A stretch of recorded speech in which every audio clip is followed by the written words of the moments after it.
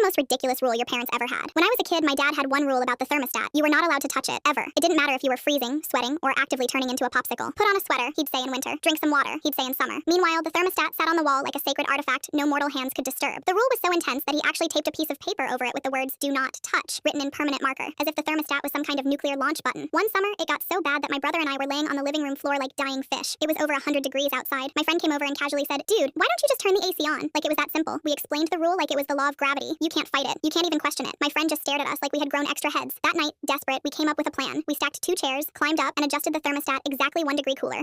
Just enough to maybe survive the night without dying. The next morning, my dad walked into the kitchen, sniffed the air like a bloodhound, and narrowed his eyes. "Who touched it?" he asked. We froze. My brother immediately cracked and confessed everything. Dad walked over, peeled off the paper sign, and stared at it for a second. Then he sighed and said, "You know, I don't even remember why I made that rule." Turns out the thermostat had been broken when we first moved in years ago, and he was just paranoid about it ever since. We'd been living in self-imposed climate torture for absolutely